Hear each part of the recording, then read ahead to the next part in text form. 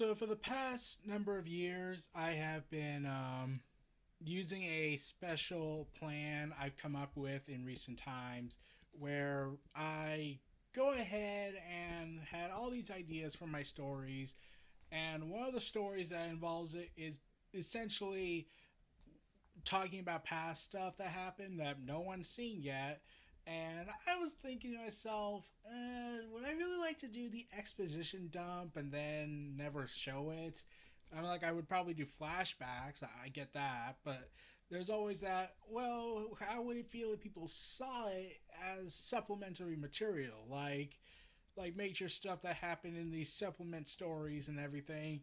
But then I saw Rogue One, a Star Wars story, and that gave me the idea of, you know, maybe that could be it. Maybe that's what I'm looking for. Like a series of offshoot spin-off stories taking place before the main story that focuses on establishing all this stuff that happened, like what did Eric do during his exile days, what did certain characters how did certain characters get to where they are to set up for the multiverse series, background information such as why certain characters are not here, but then they show up in the later stories.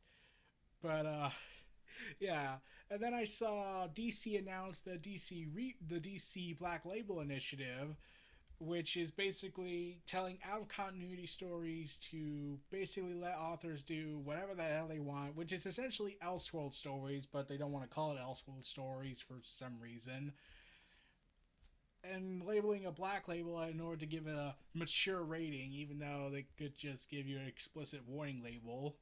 But what do I know? I'm not the publishing house. So that's where I got this idea to do something called a multiverse story, basically inspired by the Rogue One, a Star Wars story name title, and subsequently come up with the logo, which is based off of the DC logo of the DC Black Label imprint. So in this idea of this concept, I had come up with a bunch of initial base storylines that could go against certain objections. Ob- Sorry, I'm tongue tied myself. Certain objections that are needed for the story and stuff. And let's see, when I was coming up with this idea, let's see if I can find it. I made a huge forum post on Twitter and everything about it, where I had a series of story ideas that came up to mind in the initial conceptual stage, such as Donna Troy, a multiverse story, Red Hood, Unity, Raven, a multiverse story, and Dragon Ball End of the Infinite Worlds. And these storylines don't necessarily stick for the most part. Like, there was a lot of ideas that I scrapped initially. Like, there were certain stories I wanted to keep, such as the Donna Troy story, which is basically me fulfilling my dream of what I would do if I was in charge of the Donna Troy imprint while still connected to my multiverse story stuff. Red Hood is basically focusing on a new tale of how Jason Todd was resurrected in DC continuity. That sense, Jason Todd does show up as Red Hood in Multiverse Book 2, and he plays a major role in the Truth Initiative arc and subsequent later storylines. So, yeah, the idea will basically feature how Jason Todd in this version is resurrected and focusing on what he did after and between the timeline between the events that lead to his resurrection all the way up to what happens after a multiverse story. Raven, a multiverse story, was basically Dark Phoenix but in the DC universe. So, yeah, I don't know if I'm going to keep going on that. End of the Infinite Worlds is basically my spin on the whole Crisis Infinite Earth, but Dragon Ball styled. And Masako X actually, I believe he's the one that retweeted this. Yeah, Masako X retweeted it, which was an honor. And one person commented to me saying, dreading the moment if and when Ranch will be the Supergirl of this story and will die saving the multiverse. And someone else responded with, "What?"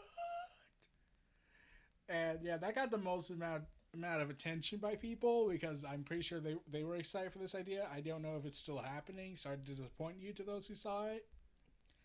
So And later on, as the years went by, as the next subsequent months went by, because this came up like about a year or so ago, the idea to expand the scope, and when I was on a hiatus from writing because I was doing all this work crap going on, but when I had the quarantine going happening and everything, I decided to go back and re-examine everything for the next subsequent months to see what I wanted to tell, see what I wanted to get rid of, and one idea that was coming to mind for for me was doing a one shot which was recently published called Huntress: A Multiverse Story, and then I was going ahead and wrote that, did it in a couple of days, wrote a 3,000 word one shot.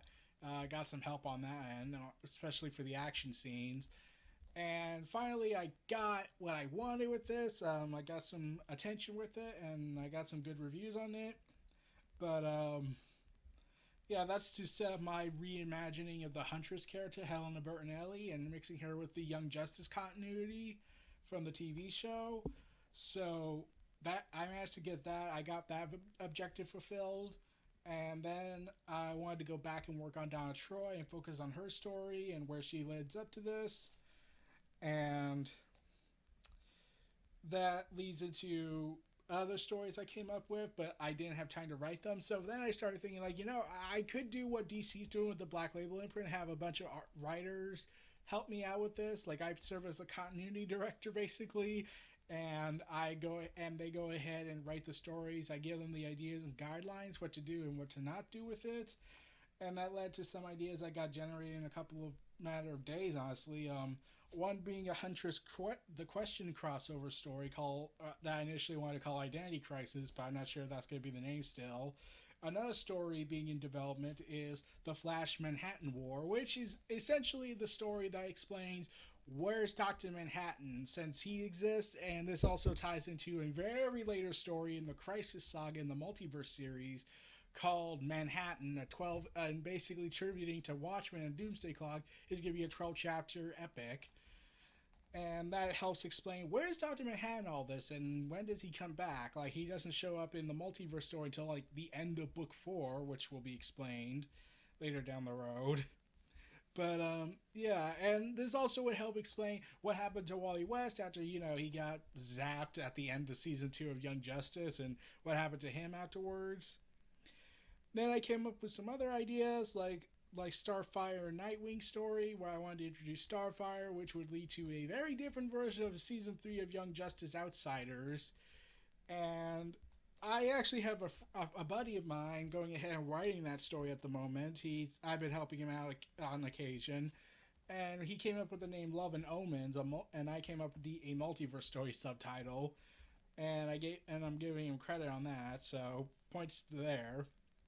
And I have another writer working on a War for Gotham story where it's basically mixing in No Man's Land, War Games, and Catastrophe, where essentially Gotham is in a huge state of war basically for control of the city, and the Bat family have to work together and try and stop this threat, and also explain certain characters not being in the main story, like Poison Ivy, because recently I came up with the idea of, I know people love Poison Ivy, especially with the Harley Quinn show, and I know people love Harley Quinn and Poison Ivy as a couple, so I'm going to be a horrible person and just kill her off behind the scenes.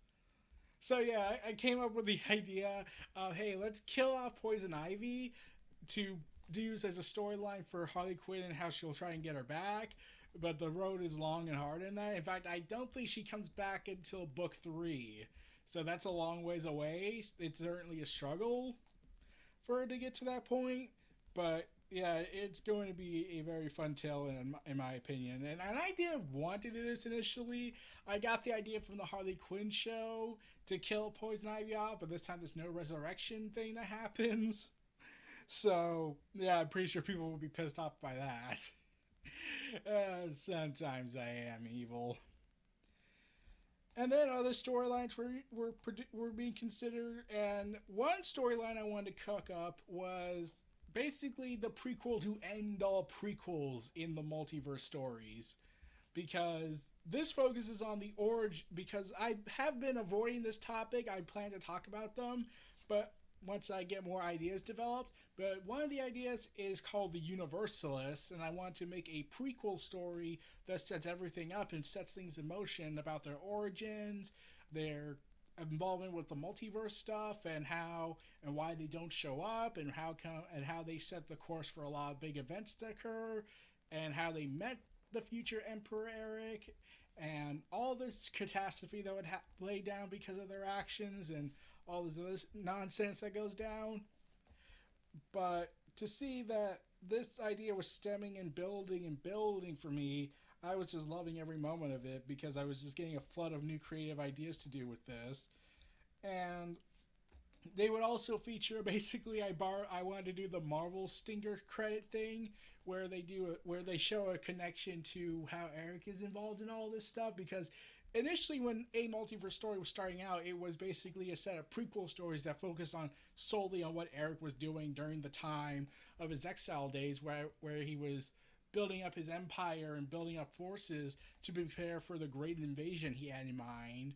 But then it expanded beyond that, and I wanted to focus more on other stuff, not just the Eric character. But there will be planned stories. Like, I was coming up with ideas recently where we go ahead and talk about Eric's days throughout his time in space-time in the Star Wars universe, all his days of being an agent of the Sith, which I thought was kind of a cool idea, focusing on what he was doing as a Sith and his training there, and then doing a side story where a reverse mirror story where he was focusing his time on the Jedi stuff and what came to his conclusions about the Jedi Order as a whole from first-hand experience. And then you got more development with characters and how his friendship with Ahsoka Tano is portrayed and why it's so deep and enriching, in my opinion. And then you have all this other crazy stuff I was cooking up. And I'm also doing another one shot focusing on where's the legions of superheroes from the DC universe, or how does Eric tie into Krakoa with the X-Men and their nation. Like, where is this all going and everything? And I was getting more and more ideas with this, and Hickman's stories really helped on that. But eventually, it got so big that I couldn't really write all of it. Like, I could do some of the stuff since I'm working on other projects, and I have work, and I have YouTube to do, and not to do as a mandatory, but I just do it for fun. Especially since I'm not even making money on this, since, well, YouTube screwed me over big time because they hate me. And every other small-time creator just trying to make it in the YouTube community. So, Donna Troy's story is focusing on Donna Troy and her numerous complicated origins and her finding some comfort and peace in this. Like, she currently just sees herself as the little girl that was rescued by Diana, but then it's revealed she has back to memories that focuses on like the rebirth stuff that was going on in Titans, her New 52 counterpart, her pre-New 52 counterpart, Flashpoint version or whatever, alternate timeline versions of her, and she's experienced all these memories and everything, and it's driving her a little nuts. So much so that it gets crazier when she encounters a duplicate version of her running around, and when she meets a duplicate version of her, which would be revealed later down who it actually is. I got that idea from, I'm going to say it, I got that idea from Linkar's Clone Saga video, and no, that the Donna Troy duplicate is not a clone, it's someone else. You'll see when I get to writing that stuff. And also, we would also have see appearances of the Monitor, what happened to the Anti-Monitor, what also happened to Hyper Time, why that's no longer remembered by the DC heroes, and resorting that there's a crisis coming and everything, because I just love saying that. And now, and how it's all tying in together to build to this event, to the Infinite Universe Crisis story. And eventually it's going to, and I hope to have it all tie in a neat little bow, though even then I don't expect perfection. But I'm hoping at least I do the best I can do with all this stuff. And now with all this, and I'm starting to get some help with this, I'm hoping that I can flush out a big universe of stories I could come up with. I serve as the continuity director, do some writing, help out with the writing projects, but also try and keep track of what other writers are doing, see what they're coming up for helping me out with this. And I'm loving every moment of it so far. So, yeah, the A Multiverse Story label is currently going as smooth as possible, as best as I could with everything going on with the coronavirus, with quarantine, with self with social distancing and everything. So it's helping me come up with some incubator for creativity. Sadly, uh, but yeah, I'm still on paid admin leave and all that stuff. So I'm pretty sure I'll be working on some other stuff. But there is another reason why I wanted to talk about this. Wanted to talk about make this video for the writing multiverse stuff, since this is an offshoot series to my thoughts series. You see, this is the 799th thoughts video, and now after this video there will be an 800th thoughts video. I currently have a poll up on Twitter um, focusing on what do people want to see next for the thoughts videos. And here was my proposed ideas, what I wanted to do with it. You can go on my Twitter account. I'll post the link to my post below, where I come up with three options: Star Wars Episode 9, The Rise of Skywalker, Bray Wyatt vs. John Cena at WrestleMania 36, or AEW 1 year later. So that will be the 800 video. So far, AEW is in the lead with an additional few votes. So if you all want to check it out and make your votes on there and let your voice be heard on it, be my guest and have fun with that. But yeah, A Multiverse Story currently going on, a lot of big projects. I also am really hoping for some big events to happen in this stuff. Um, as for the idea of what would happen, if focusing on stuff after the main series is over, because there is a plan, there is a proposed ending to all this stuff. Like there's multiple sagas, and there's a and no idea how to do an aftermath of all this after the Emperor Eric stuff's over, after the Crisis, after the Universalist stuff is over. I mean, like, what's happening next? And people wondered that. And I said, I don't know. That would be the end of big cosmic threat level stuff, I believe. But if this A Multiverse Story stuff goes well, there could be stories taking place after all the main series stuff, just to focus on bits of character development and all that, and just focusing on what's life like in this new metaverse stuff after the events of book 4. So yeah, those were my additional thoughts regarding A Multiverse Story and the ideas I had behind it. For writing Multiverse, this was Neo Reality Entertainment. If you like, comment, subscribe, and donate, stay tuned for more, and I'll see you all next time for the 800th video.